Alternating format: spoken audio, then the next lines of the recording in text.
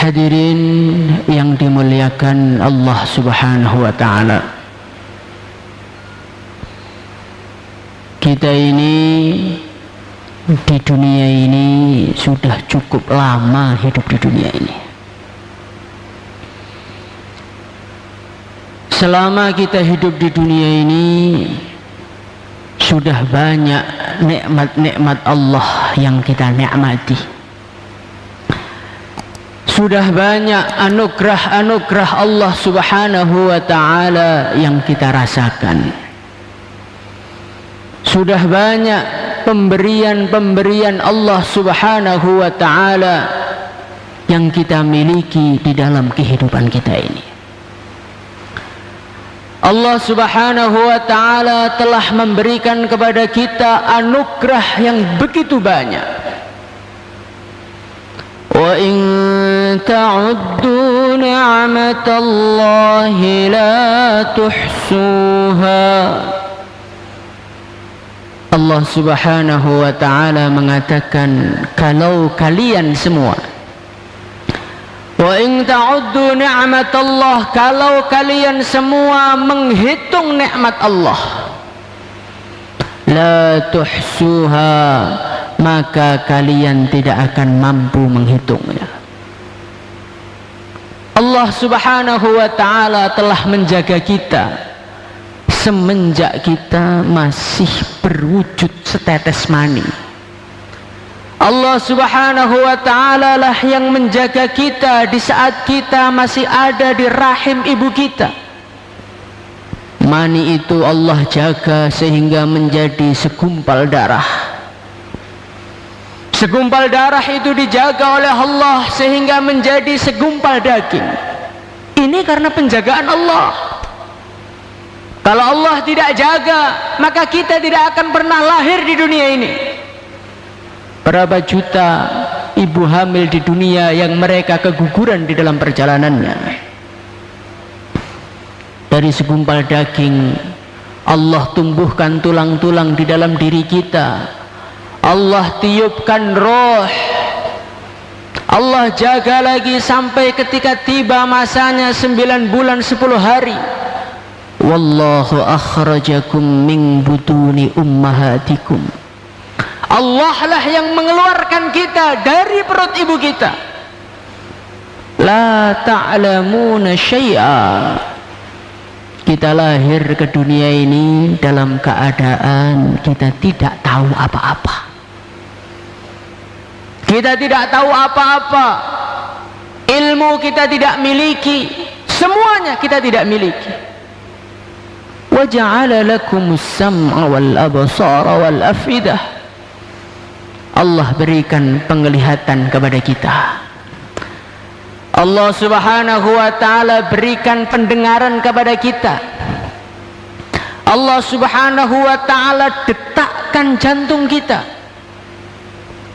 Allah Subhanahu wa ta'ala gerakkan secara otomatis paru-paru kita, sehingga kita ingat, kita lalai, kita tidur, kita bangun, kita jalan, kita kerja, jantung selalu memompa dan paru-paru selalu memompa. Coba bayangkan kalau kira-kira jantung kita itu berdetak saat kita hanya ketika ingat kepada Allah. Baru lahir sudah mati hatinya mulia.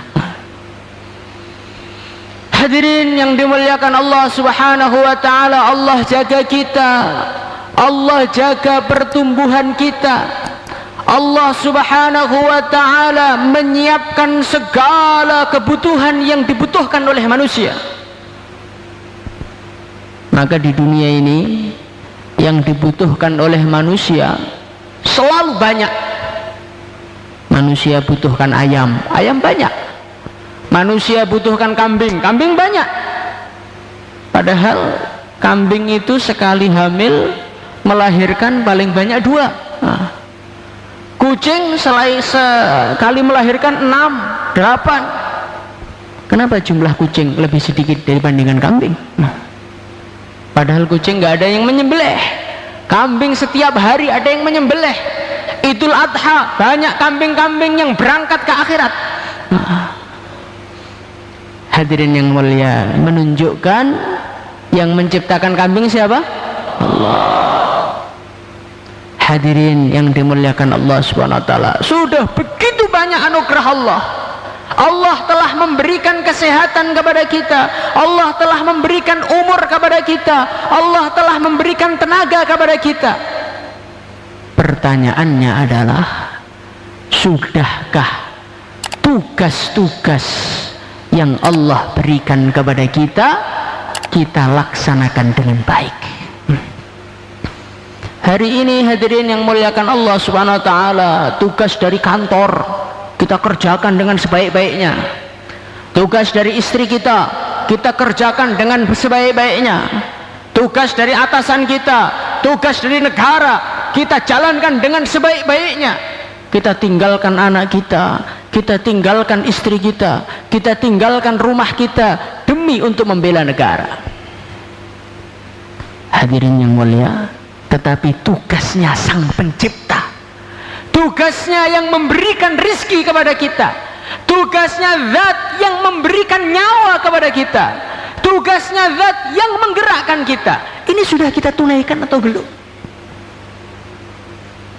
Hadirin yang muliakan Allah Subhanahu wa taala, pada hari ini seorang pegawai negeri, seorang pejabat, seorang polisi, seorang tentara, dia makan gaji tapi dia tidak bertugas, seluruh rakyat akan marah kepada dia. Kira-kira kalau tugas dari Allah nggak kita kerjakan, Allah murka apa tidak? Hadirin yang dimuliakan Allah Subhanahu wa taala, maka kita duduk sama-sama di sini adalah untuk merenungi ini. Umur kita sudah banyak kita lewatkan, sudah pernah belum memikirkan tanggung jawab dari Allah? Hadirin yang mulia, tanggung jawab kita ini bukan tanggung jawab kecil. Tanggung jawab kita ini bukan tanggung jawab ringan. Tanggung jawab kita ini bukan tanggung jawab mainan, bukan. Tanggung jawab yang Allah berikan kepada kita dulu pernah ditawarkan kepada langit. Sesosok makhluk yang luasnya tidak bisa dihitung oleh manusia. Langit tidak mampu membawanya. Pernah ditawarkan kepada bumi, bumi tidak mampu membawanya. Pernah ditawarkan kepada gunung-gunung yang menjulang tinggi, yang mana gunung-gunung itu adalah menjadi paku-paku bumi agar bumi tidak gempa. Hadirin yang mulia, menjaga bumi dia bisa, tapi membawa tanggung jawab dari Allah dia tidak mampu. Hadirin yang mulia, Inna aradna al-amanata 'ala as-samawati wal-ardi wal-jibal فأبين أن يحملنها وأشفقن منها وحملها الإنسان إنه كان ظلوما جهولا. Kemudian ada sesosok makhluk yang ngantuan, lemah, nggak tahu apa-apa, ditaskil susah, gitu loh. Sama Allah dikasih tanggung jawab ini. Hadirin yang mulia, hadirin yang dimuliakan Allah Subhanahu wa taala, tanggung jawab ini saking besarnya, saking agungnya, maka orang-orang yang mengerjakan tanggung jawab ini, orang-orang yang menjalankan tanggung jawab ini dengan sepenuh hati, dengan kesungguhan yang sebenar-benarnya, maka Allah hadiahkan kepada dia sesuatu yang tidak bisa dibeli oleh manusia. Hadirin yang mulia, semahal apapun rumah yang ada di dunia, kalau duitnya ada kita bisa beli. Semahal apapun mobil yang ada di dunia, duitnya ada, bisa kita beli. Seluas apapun tanah yang ada di dunia, benda yang ada di dunia, duitnya ada, bisa kita beli. Hadirin yang mulia, di dunia ada satu perkara yang nggak bisa dibeli. Satu perkara yang betul-betul murni anugerah dari Allah, murni hadiah dari Allah. Apa itu hadirin yang mulia? Falanuhyiyannahu hayatan thayyibah. Sesuatu yang tidak bisa dibeli, sesuatu yang tidak akan bisa dimiliki oleh orang-orang yang tidak dianugerahi oleh Allah. Apa itu? Hayatan thayyibah, kehidupan yang indah. Hadirin yang mulia, mobil indah bisa diusahakan, rumah indah bisa diusahakan, istri yang cantik bisa diusahakan, tetapi hidup yang indah kalau Allah tidak beri kepada kita, walaupun kita paling kaya, walaupun istri kita paling cantik di dunia, walaupun tanah kita paling luas, walaupun jabatan kita paling tinggi, walaupun semua manusia menghormati kita, kebahagiaan, ketenangan, ketentraman, kedamaian tidak akan pernah kita rasakan sepanjang hidup kita. Hadirin yang muliakan Allah Subhanahu wa taala, coba kita lihat orang-orang yang kaya raya itu rata-rata itu kepalanya bodak, Pak.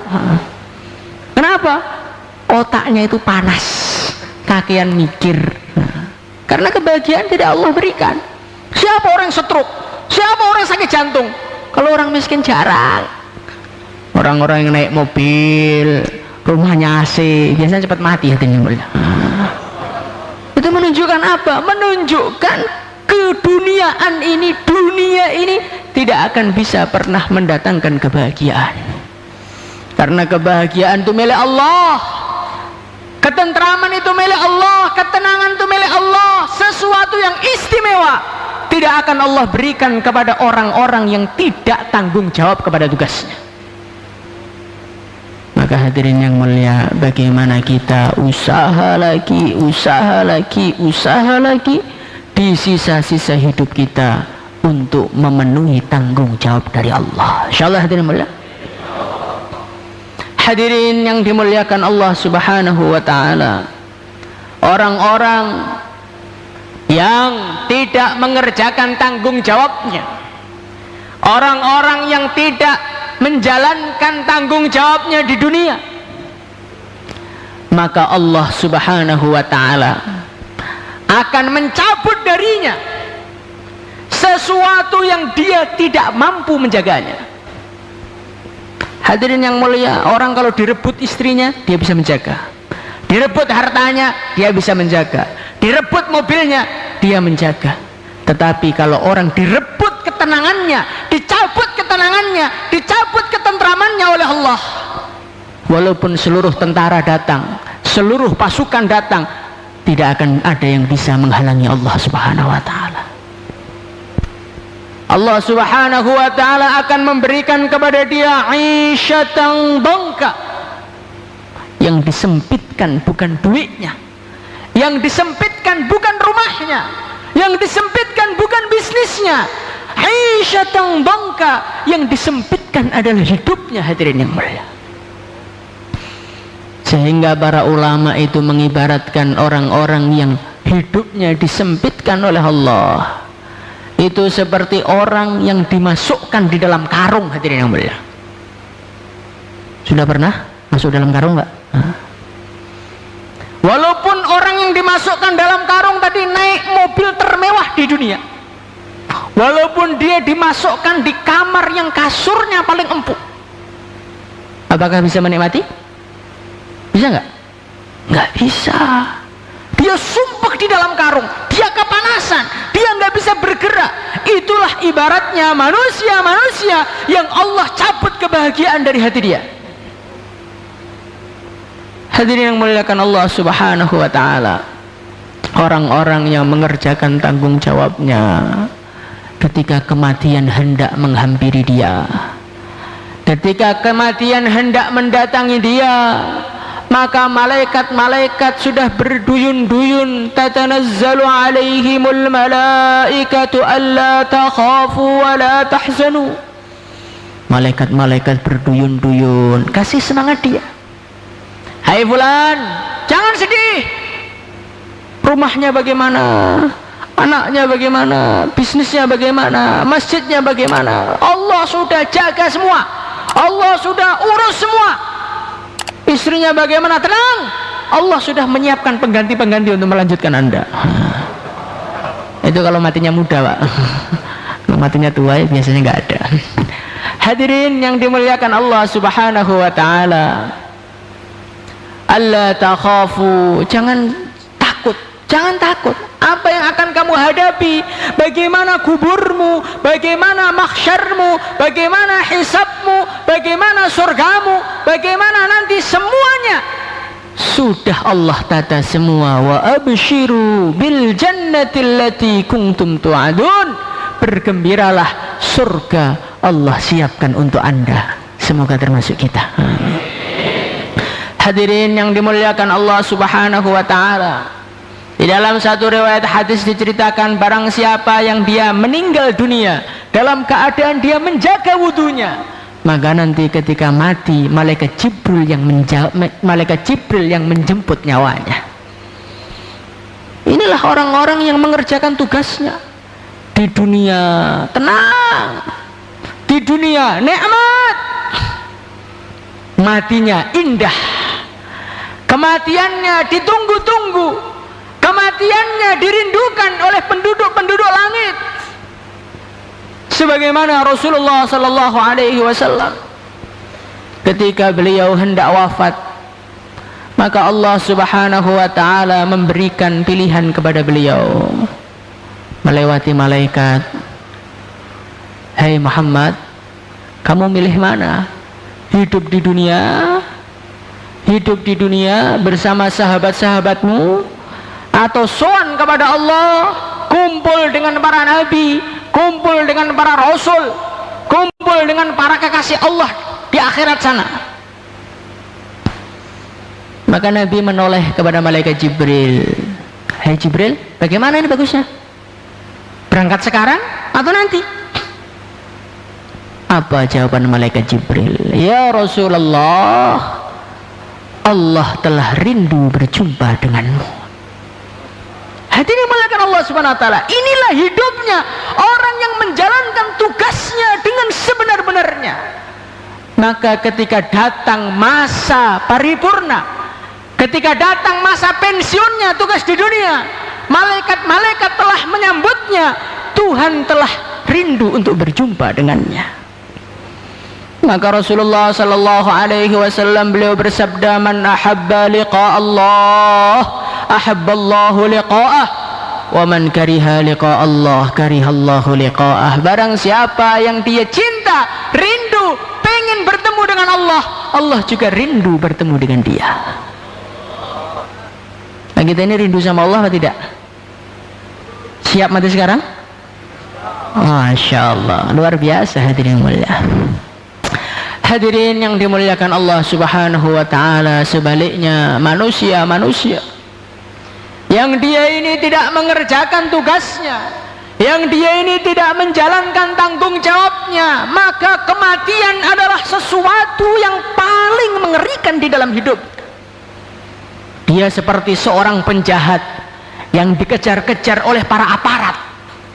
Ketika dia ditangkap, dia berusaha melarikan diri, dia berusaha meronta, dia berusaha menyelamatkan diri, tapi ternyata cengkraman malaikat maut lebih dahsyat daripada tenaga dia. Hadirin yang mulia, hadirin yang muliakan Allah Subhanahu wa ta'ala, nanti sesampainya di akhirat, orang-orang yang menjalankan tugasnya, para pelayan-pelayan surga, para malaikat alaihimus salatu wassalam menyambut mereka dan mengatakan, salamun alaikum, selamat atas kalian, selamat atas kalian, tibtum, kalian sukses betul, kalian sukses besar, silahkan masuk surga. Udkhulul jannata antum wa azwajukum tuhbarun, silahkan masuk surga bersama dengan istri-istrinya. Kalau jomblo bagaimana? Nanti dicarikan di sana insyaallah.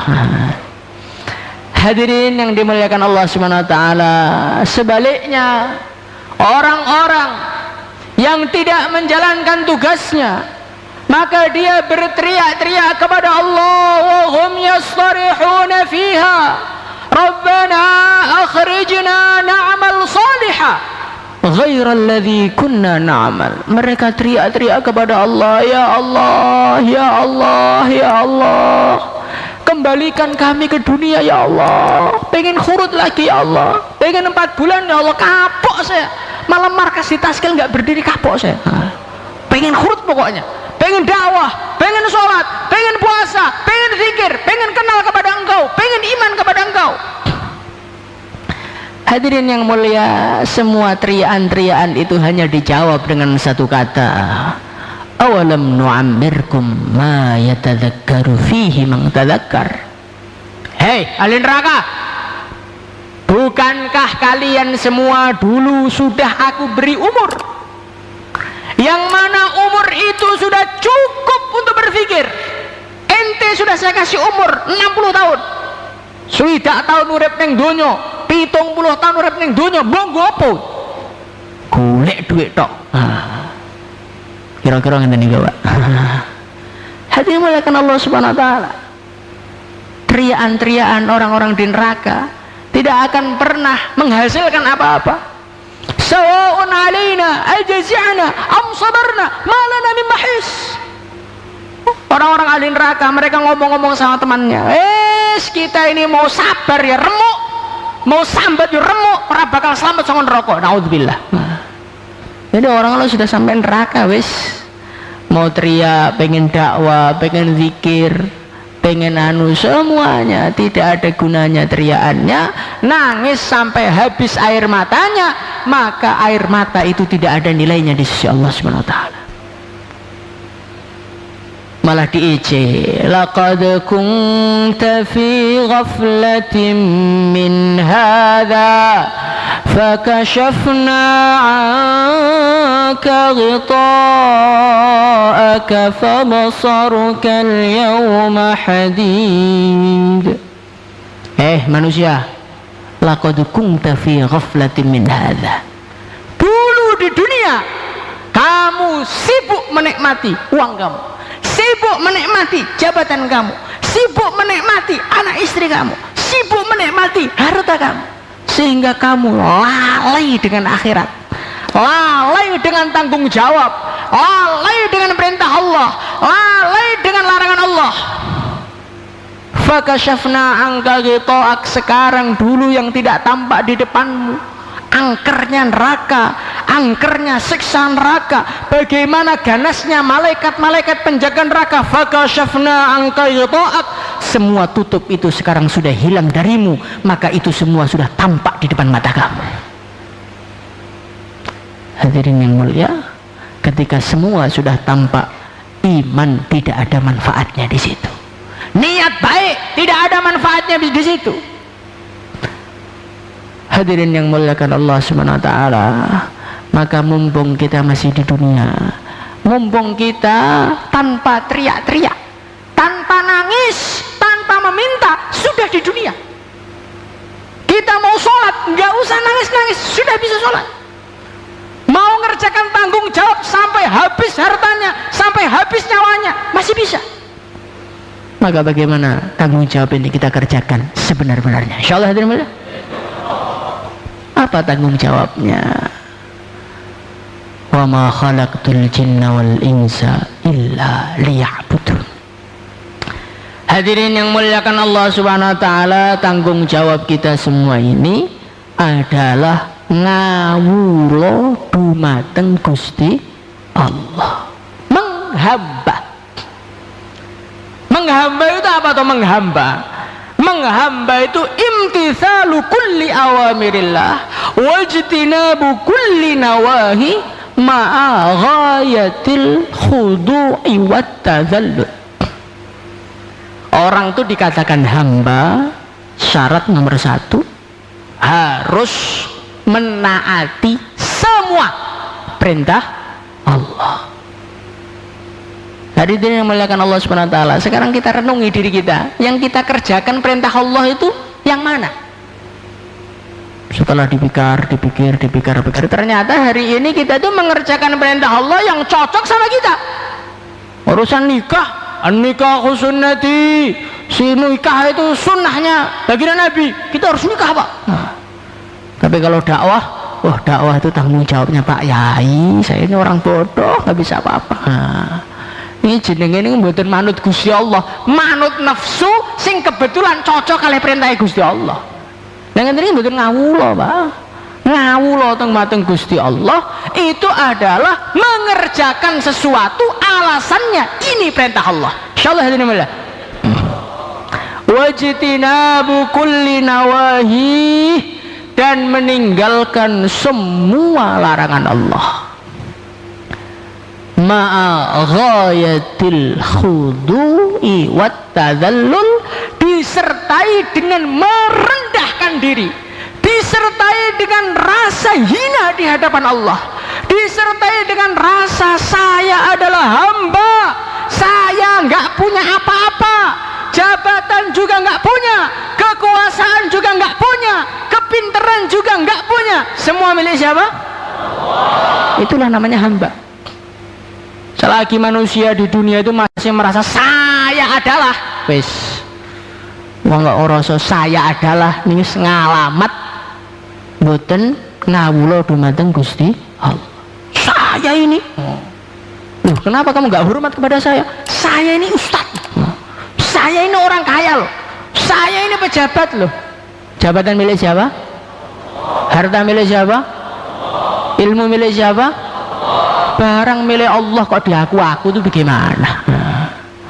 Maka Sayyidina Umar radhiyallahu anhu, beliau itu mengatakan, zaman sekarang tuh banyak maling, kata beliau. Kok bisa Pak? Nah iya tuh, semua milik Allah kok diaku, ini milik saya, ini milik saya, ini milik saya, ini harta saya, ini rumah saya, ini istri saya, ini anak saya. Milik Allah kok diaku-aku, maling ini hadirin mulya. Seharusnya dipotong tangannya semua nih, Masya Allah. Maka hadirin yang mulia, kita hidup ini belajar menghamba kepada Allah. Insyaallah hadirin mulia.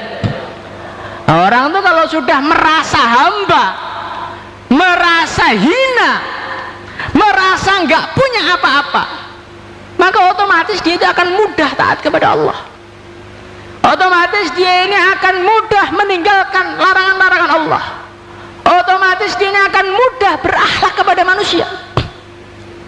Sing dadekne tiyang niku angel berakhlak yang baik, sayang kepada orang iman itu kenapa? Karena merasa punya. Anda itu bawahan saya, Anda itu dakwah itu baru kemarin, saya ini dakwah sudah lama, maka Anda harus hormat kepada saya. Niki Pak, ngeten niki sing dadekne tiyang mlebu neraka ngeten niki.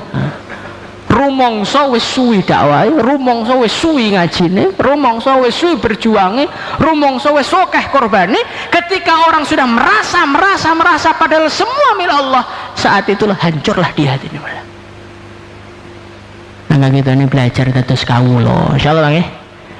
Ngawula dumateng Gusti Allah, ngrasa mboten gadah napa-napa. Ketika seorang manusia dia sudah merasa sebagai hamba, saat itulah Allah akan mencukupi semua kebutuhannya. Allah Subhanahu wa taala berfirman, "Alaihissallahu bikafin 'abdah." Allah pasti akan mencukupi kebutuhan hambanya. Sinten sing ngaku kawulane Gusti Allah, duweke, omahe, bojone, putrane, bisnise, dakwahe, semuanya dicukupi oleh Allah. Kita lihat kehidupan orang-orang soleh terdahulu, bagaimana urusannya dimudahkan oleh Allah, perjuangannya dimudahkan oleh Allah, urusan anaknya, urusan istrinya, urusan bisnis selesai semua tanpa bantuan manusia karena dicukupi oleh Allah.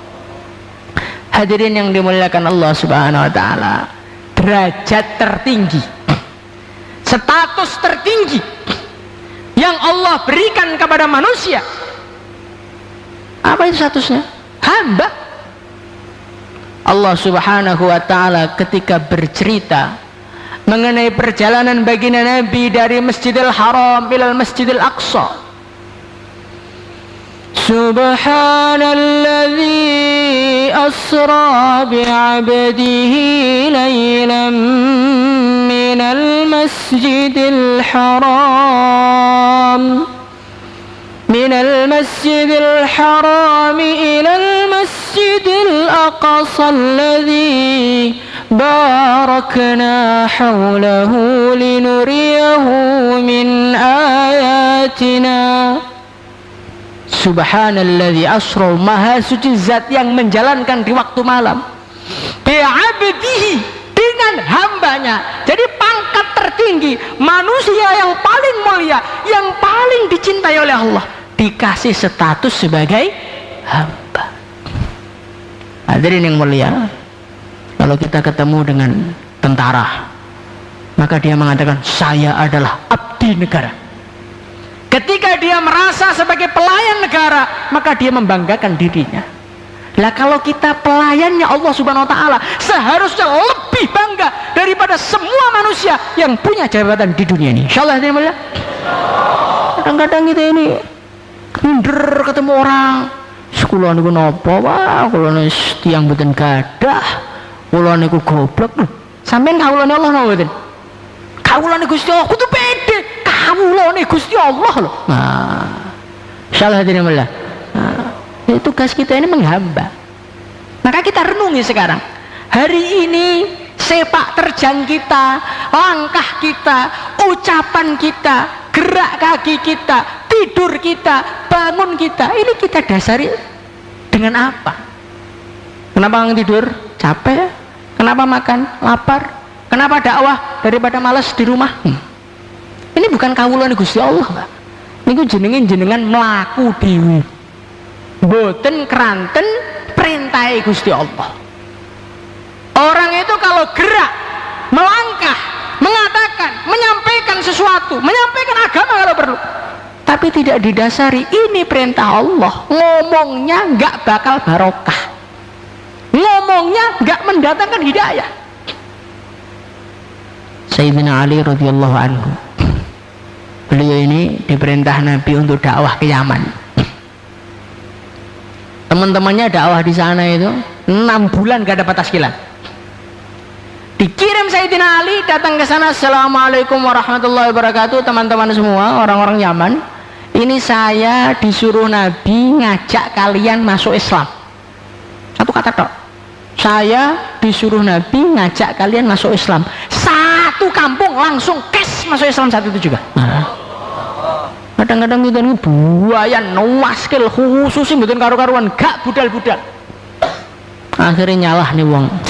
Zaman sekarang memang susah, Pak. Hati manusia sudah pada rusak. Diajak amal agama alasan tok.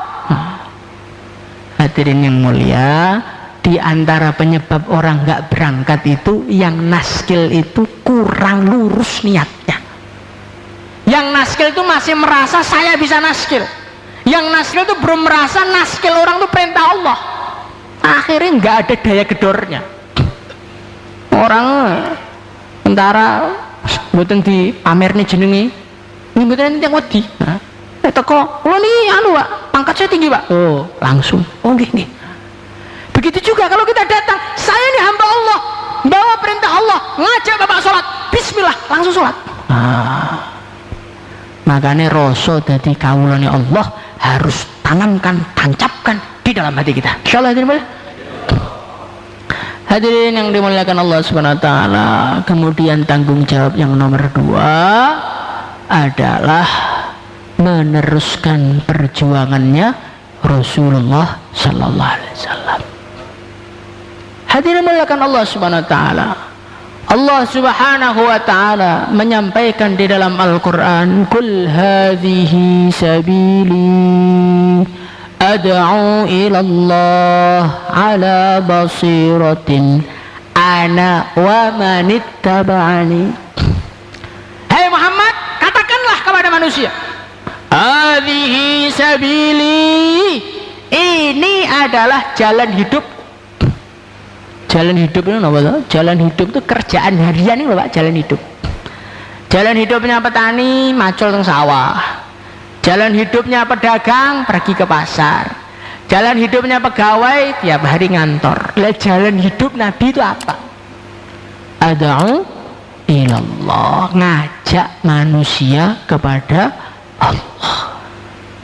Ala basiratin ana wa manittaba'ani. Tugas dakwah ini kata Allah, tugasnya anak, tugasnya baginda Nabi, wa manittaba'ani, dan tugasnya orang-orang yang mengikuti baginda Nabi Muhammad sallallahu alaihi wasallam. Allah tidak mengatakan ana wal aghniya, tugas dakwah ini tugasnya saya dan tugasnya orang-orang kaya saja. Tidak. Allah tidak mengatakan ana wal umara, tugas dakwah ini tugasnya Nabi dan tugasnya para pejabat. Tidak. Ana wal ulama, tugas dakwah ini tugasnya Nabi dan tugasnya para ulama. Tidak. Ana wa manit taban. Sing penting jenengan ngeraos nih, kita merasa sebagai umat Nabi, walaupun kita ini tukang penjual tomat, ataupun kita ini Pak Camat, walaupun kita ini seorang bupati, atau kita ini penjual roti, walaupun kita ini presiden ataupun tukang jual sarden, asalkan umat Nabi harus memperjuangkan agama ini sampai mati. Insyaallah. Ini urusan dakwah nih, kula nih mboten sakit Pak, kula nih pedagang, kula nih kuli. Hadirin yang mulia, kalau kita baca sejarah para nabi, para rasul, mereka itu komplit. Mulai nabi yang paling kaya raya, Nabiullah Sulaiman radhiyallahu anhu, Nabiullah Sulaiman alaihi salatu wassalam, seorang nabi yang jadi raja yang kaya raya. Rabbi habli mulkal la yanbaghi li ahadin min ba'di. Ya Allah, berikan saya satu kerajaan yang gak bisa ditandingi orang setelah saya sampai hari kiamat. Sugih Nabi Sulaiman mboten karu-karuan. Pasukane manusia ada, jin ada, hewan ada, burung-burung ada, dan semuanya terdata dengan lengkap. Kadang-kadang kita ini dai, mahalahnya jumlahnya berapa nggak tahu, yang aktif berapa yang nggak tahu, yang nggak aktif berapa nggak tahu. Nabi Sulaiman pasukannya ribuan, ratusan ribu. Itu ada burung satu alfa, tahu beliau. Maliyala aral hudhud am kana minal ghaibin. Mana ini hudhud ini? Kok nggak hadir nih? Kemana dia ini? Lau azibannahu azaban syadida aw la'azbahannahu aw layatiyanni bisultanin mubin. Oh, ini hudhud ini kalau enggak mempunyai alasan yang tepat, saya hukum, kalau enggak saya sembelih, kata Nabi Sulaiman. Maka ngukum orang-orang enggak tertib itu sebetulnya ada dalilnya, Pak. Kadang-kadang wali santri ini marah-marah sama kiainya, ini gimana santri niat belajar agama salah dikit aja dihukum. Begitu kok ikut Nabi Sulaiman. Hadirin mulakan Allah subhanahu wa ta'ala, Nabi Sulaiman paling kaya raya, masih dakwah. Akhirnya naskil Ratu Bilqis, seorang nabi, seorang rasul yang jadi pengembala, tetap dakwah. Baginda Nabi Muhammad SAW beliau mengatakan kurang lebihnya tidak ada para nabi, para rasul kecuali mereka dulu pernah mengembala kambing di dunia. Para nabi, para rasul yang jadi menteri keuangan, menteri pangan, Nabiullah Yusuf alaihissalatu wassalam masih dakwah. Nabi yang jadi seorang raja ada, nabi yang jadi menteri ada, nabi yang gak punya apa-apa juga ada. Nabiullah Isa alaihissalatu wassalam enggak punya apa-apa, punyanya cuma bantal sama sisir. Ketika beliau jalan melihat orang sisiran pakai tangan, pakai jari-jarinya, oh sisir nggak penting, buang. Kemudian beliau lihat orang tidur di atas batu, bantalan batu nggak penting ya, bantal nggak penting, buang sekalian. Akhirnya Nabi Isa ini mungkin gadah nopo-nopo tentunya dakwah, mungkin dakwah. Nabi yang nggak punya apa-apa dakwah, nabi yang jadi raja juga dakwah, jadi menteri juga dakwah, nabi jadi jenderal pimpinan pasukan juga ada. Nabiullah Daud alaihissalatu wassalam, nabi berjuang garis depan, panglima, dia dakwah. Kula niku sibuk urusane kathah perang kali musuh, napa saged dakwah? Loh, justru itu dijadikan alasan untuk dakwah tidak mulai. Nah kita napa Pak? Mboten sampai mboten gadah napa-napa nggih mboten, raja nggih mboten, jane pengangguran, taske angel melok sinten gitu niki. Monggo kaya sedanten ingkang kula mulyakaken, kita ini sebagai umat Nabi, siapapun kita, apapun profesi kita, jangan pernah kita jadikan alasan untuk tidak berjuang. Insyaallah ini mulai. Hadirin yang muliakan Allah Subhanahu wa taala, tetapi berjuang itu ada tertibnya. Maka Nabiullah Musa alaihi salatu wassalam ketika beliau diperintahkan Allah Subhanahu wa taala untuk berdakwah, maka Nabi Musa ini diberi pesan-pesan oleh Allah, pesan bekal-bekalnya dai. Karena orang tuh kalau nggur dakwah tok, modal ngomong tok, mungkin malah nabrai nopo-nopo, mboten dugekne kesainan. Hadirin yang muliakan Allah Subhanahu wa taala, apa pesannya Allah kepada Nabi Musa? Di antara pesannya Allah kepada Nabi Musa yang pertama kali, faqula lahu qawlan layyina la'allahu yatadhakkaru aw yahsha. Hei Musa, nanti kalau kamu datang kepada Fir'aun, ngomong yang lembut. Coba Pak, ini kita renungi. Ngomong yang lembut, ngomong yang sopan, ngomong yang lembut, kata-kata yang indah. Inilah ciri khas dakwah ini Pak. Ciri khas dakwah ini, ud'u ila sabili rabbika bil hikmah. Dakwah dengan hikmah, dengan kelembutan, dengan sopan santun, dengan akhlak, saling menghormati, saling husnudzon, saling membalas kebaikan. Inilah namanya berjuangnya Rasulullah Sallallahu Alaihi Wasallam. Maka kita ini belajar dakwah dengan kelembutan. Insyaallah dan mulia. Karena kita ini tidak sebaik Nabi Musa wis adoh pol, dan insya Allah tidak seburuk Fir'aun. Yang kita taskil tidak seburuk Fir'aun, yang ngajak tidak sebaik Nabi Musa. Kok kasar? Alasannya nopo? Pak, sampean ini mboten dakwah, neraka lho Pak. Antum itu tidak dakwah, umat akan hancur gara-gara Bapak kalau tidak ambil usaha ini. Hadirin yang mulia, itu bukan ciri khas baginda Nabi. Ciri khas baginda Nabi itu dengan kelembutan. Suatu ketika ada orang itu datang, Badui, datang ke Masjid Nabawi langsung kencing, hadirin yang mulia. Maka para sahabat itu gregetan, kurang ajar ini masjid. Maka Nabi mengatakan, biarkan. Nanti setelah selesai baru dinasihati. Coba bagaimana kelembutan baginda Nabi. Suatu ketika Rasulullah Sallallahu Alaihi Wasallam beliau dakwah sama Hakam ibnu Kaisan. Ditaskil dengan lembut masih nolak, taskil dengan lembut masih nolak, taskil dengan lembut masih nolak. Akhirnya Sayyidina Umar ini nggak betah. Ya Rasulullah, ala ma tukallimu hadha ya Rasulullah, untuk apa orang seperti ini diajak ngomong? Da'ani adrib unuqah, biarkan aku potong kepalanya saja. Ditaskil Nabi gak budal, pateni ae. Hadirin yang muliakan Allah Subhanahu wa taala, tapi Nabi tidak menghiraukan Sayyidina Umar. Taskil terus, ajak terus sampai akhirnya qad aslamtu ya Rasulullah, saya masuk Islam. Maka Nabi mengatakan, "Hei Umar, kalau aku tadi mendengarkan kata-katamu, kemudian aku bunuh dia, neraka dia. Tapi karena saya sabar, taskil dengan kelembutan, akhirnya dia masuk Islam, akhirnya dia jadi pejuang dan mati syahid." Hadirin amin. Makanya kita yang ditaskil mboten purun, datangi lagi, ikram, bawa panggang, belum berangkat, bawa yang lebih besar, kambing, belum berangkat, bawakan sapi, insyaallah. Tuh begitu. Habiskan duit ya Pak, duit habis tapi dapat taskilan satu, itu lebih baik hadirin yang mulia. Kadang-kadang itu ini eman kali duit, padahal satu orang taskilan itu lebih baik daripada dunia dan seisinya.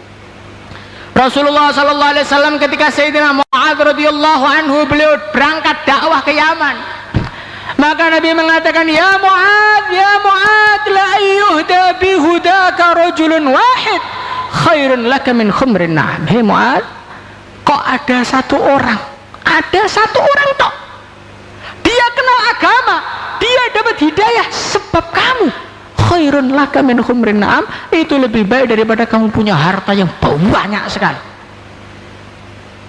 Sekarang duit kita sama taskilan masih sayang mana kita hadirin?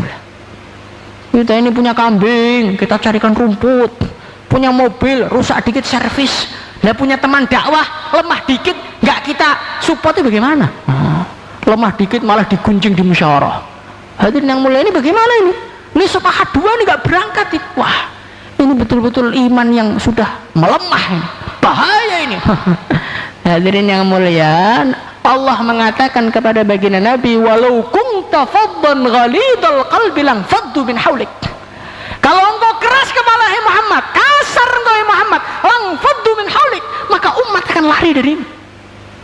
Nabi loh Pak, Nabi itu paling tampan, paling gagah, paling pintar, paling alim, tapi Allah mengatakan kalau engkau keras umat lari. Lah kita tampan enggak, kaya enggak, nah, ngomongnya enak juga enggak, kelamaan sudah sakit perut, kasar bisa. Maka umat lari, jangan kita salahkan. Ini orang-orang sekarang pada nggak mau duduk di musyawarah saya. Ini betul-betul nggak tertib, rusak. Loh, sehingga guru-guru sintet. Loh, kita kasar kepada umat, kita hina umat, kita rendahkan umat, akhirnya umat lari. Ya itulah adalah suatu keniscayaan hadirin yang mulia. Maka dakwah itu yang lembut, sopan, husnudzon. Insyaallah hadirin yang mulia. Dakwah itu harus husnudzon, jangan suudzon hadirin yang mulia. Suatu ketika baginda Nabi Muhammad SAW beliau datang ke satu perkampungan yang jauh dari Madinah. Maka mendengar Nabi datang, sahabat semua datang semua. Yang sekitar situ datang semua. Kecuali satu orang, kalau nggak salah namanya Malik. Maka teman-temannya tanya, Malik mana ini? Nabi datang kok nggak datang? Malik segitu, munafikin dia itu. Munafikin mana mau datang ketika Nabi datang. Maka Nabi marah betul. Hei fulan, Malik itu iman sama Allah enggak? Iman sama Rasulullah enggak? Salat enggak dia? Iya ya Rasulullah, iya. Jangan kau mengatakan munafik seperti itu kepada teman kamu. Ini pelajaran dalam hidup kita. Kadang-kadang kita bikin pertemuan, halaqah sana belum bisa datang, mahalah sana belum bisa datang, kita datangi mereka, jangan kita kuncing. Halaqah semangat ayam apa itu? Ini bukan dakwah Nabi. Dakwah Nabi itu semakin hari memperbanyak manusia, itulah dakwahnya Nabi. Semakin hari orang semakin senang, semakin cinta, semakin banyak, itulah dakwah Nabi. Dakwah Nabi kok ngaku nih, dakwah Nabi kok tambah hari tambah lari tambah merosot. Wah, ini mesti ada yang salah dalam dakwahnya. Mungkin akhlaknya kurang baik, hadirin mulia. Sudah menjadi peraturan manusia, al-insan abdul ihsan, manusia itu hambanya kebaikan. Orang tuh kalau sudah kita ikram mesti mau bareng-bareng sama kita. Kok orang tuh nggak mau, berarti bukan dia yang salah, kita kurang ikramnya. Insyaallah hadirin. Loh Pak, sudah banyak loh Pak saya ikram. Apa? Nasi pecel 1 bungkus. Oh, berarti kita ini terlalu pelit hadirin. Maka kita keluarkan harta kita keluarkan akhlak-akhlak yang bagus kita, sehingga umat itu tambah hari tambah bareng-bareng memperjuangkan agama. Insyaallah hadirin mulia. Hadirin yang mulia, kemudian kunci yang kedua, pesan Allah kepada Nabi Musa, wastana'tuka li nafsi. Hai Musa, kamu itu saya pilih untuk saya.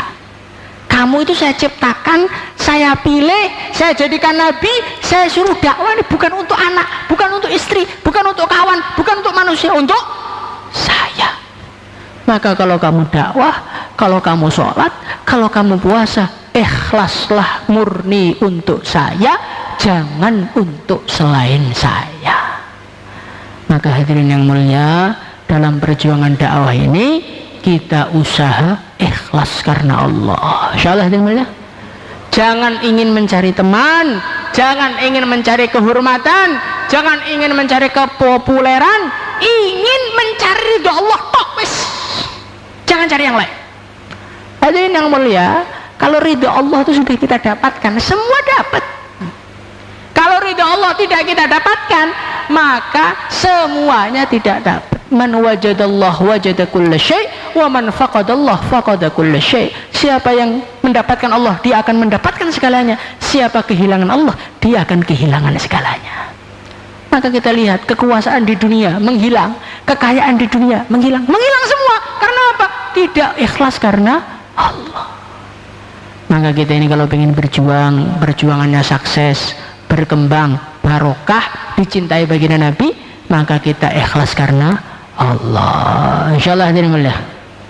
Dan perjuangan baginda Nabi Muhammad SAW ini bukan sekedar ngomong, setelah ngomong diajak berangkat. Itulah ciri khasnya kerja Nabi. Infiru khifafa wa thiqala, berangkat toh. Itulah ciri khas kerja Nabi.